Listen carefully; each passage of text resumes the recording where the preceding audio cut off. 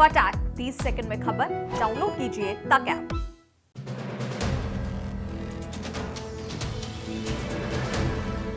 Budget से पहले हर sector अपनी डिमांड की लिस्ट वित्त मंत्री तक पहुंचाने में लगा है।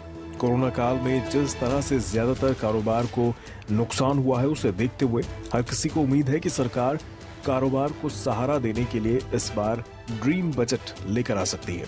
हालांकि कारोबारियों की मांग खुद के लिए रियायतें हासिल करने की है, लेकिन अगर सरकार किसी भी सेक्टर को कोई फायदा देती है तो फिर उसका असर आम लोगों तक भी जरूर आएगा।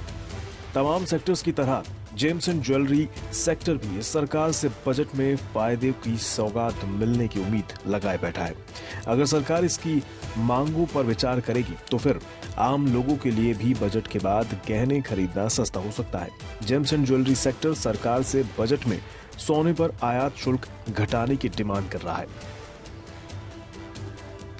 रत्न और आभूषण उद्योग को इस बजट में माननीय वित्त मंत्री से बहुत सी अपेक्षाएं हैं। आशा है सरकार इसके ऊपर ध्यान देगी और हमारी इन मांगों पर गौर करेगी।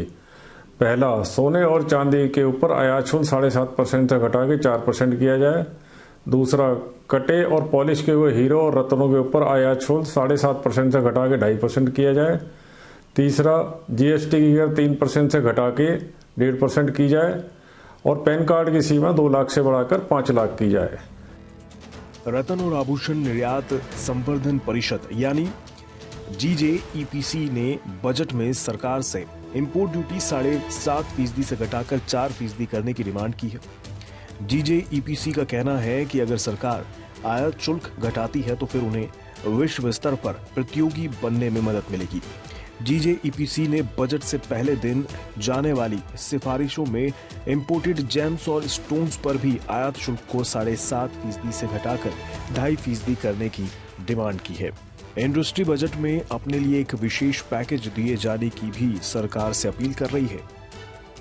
ज्वेलरी इंडस्ट्री की सरकार से एक और डिमांड जीएसटी रेट्स को घटाने की भी है।